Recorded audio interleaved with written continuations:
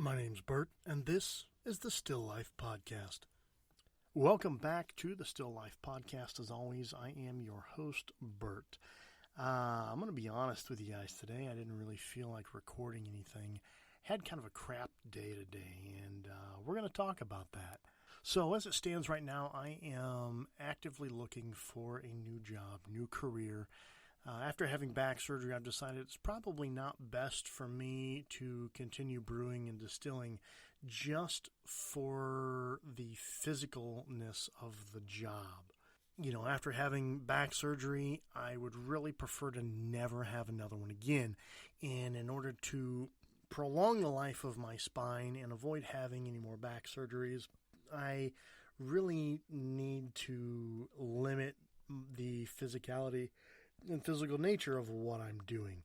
So here I am looking for a new career, and I thought I'd found the place. I thought I'd found the job. I had 2 interviews that went very, very well, and was waiting for the 3rd and final interview essentially to seal the deal.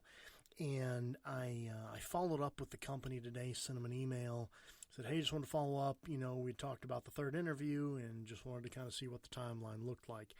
And I got a very canned response back that was basically like, thanks for your interest in the company. Unfortunately, we've decided to go a different direction. After having gone through 2 very, very successful and very promising interviews, I was really taken aback, and I really still am just trying to figure it out. Where did I go wrong? Like, what did I do wrong? Or did I do anything wrong? Did I do everything right? And maybe there was just somebody that was a better fit. I don't know. But with the 2 interviews that went as well as they did, and with, you know, all but being promised a position, here I am left kind of reeling and trying to figure out where to go from here. I had put my job search on pause because I was under the impression I was going to be getting this job. And so now I'm left scrambling because I've lost almost 3 weeks of search time. And I'm kind of back at square one now, and I really don't know what to do. Normally I have some kind of an idea of what direction to go or kind of where I'm feeling led or called. And right now, I don't have that at all. I have absolutely no idea. And it's a little terrifying, you know, to be 39 years old, looking for a new career, not having a college degree. Now, I do have education. I attended the Siebel Institute of Technology and went through the Concise Course in Brewing Technology and the Advanced Brewing Theory program. And I completed those successfully. But it's not an accredited 4-year school. You know, I didn't get an associate's degree. I didn't get anything. I got technical certifications. And outside of the industry, they're really kind of worthless. And so do I go back to school at 39 years old and try and get an associate's or a bachelor's in something? I really just don't know. I feel like in some ways I'm stuck in this like zone where I'm either overqualified or underqualified for all these jobs, and I just can't seem to find a job that's going to meet me in the middle that I'm perfectly suited for.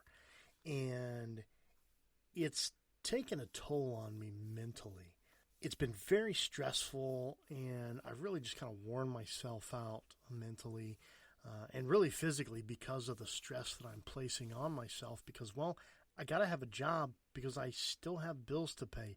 Unfortunately, when I lost my job and I had back surgery, I was still getting bills. There was no pause button. It wasn't like the electric company was like, hey, you know what, don't worry about it. We got you for a few months.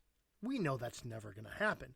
So, you know, fortunately, I got some temporary benefits from the VA, and, you know, I got some help from some veterans organizations, but I'm in a position I'm capable of going back to work now. I need to go back to work, and I need to have a purpose, and I just don't know what that is for me.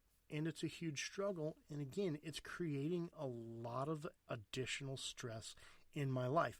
Having 2 kids under 5 years of age, trying to take care of them, trying to find a new career and find stability and consistency for myself and for my kids is extremely challenging, extremely difficult, and I just don't know where to go. In looking, if I could have my dream job, if I could do something for the rest of my working life, I would want to teach in some capacity. I love sharing knowledge with people. I love teaching. I love training. I love helping people grow.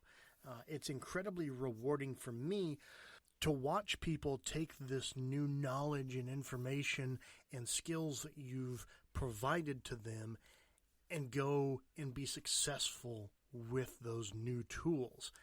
It was something I learned a long time ago when I was actually training in mixed martial arts. I got hurt, injured my back, doing a hand-to-hand combat training session in the military in preparation for deployment.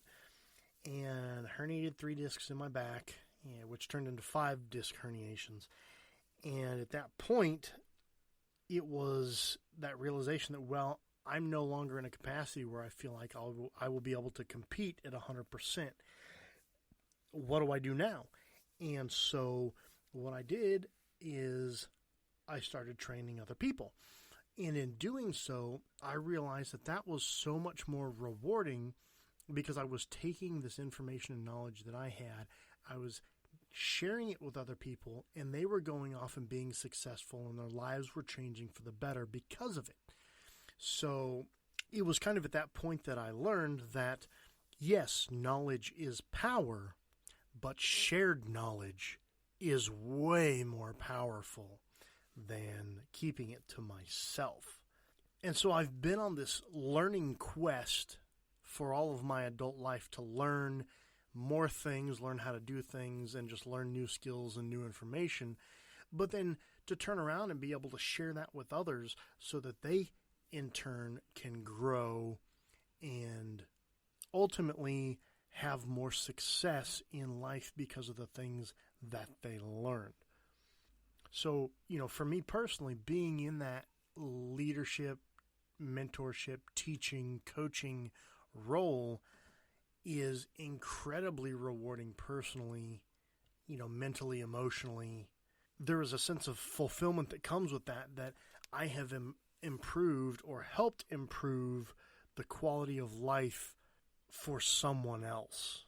And that's really where my passion lies. Now, again, having no formal education in coaching or training or, whatever you would consider that profession, it's going to be hard for me to find a position doing that in any realm. I mean, if I could get back into coaching fighters, I would do it in a heartbeat. But I would be perfectly fine with some type of corporate training or coaching role where I'm able just to teach and help people progress in their careers. But again, I don't even know where to start with that. So that's really, guys, where I'm at right now today.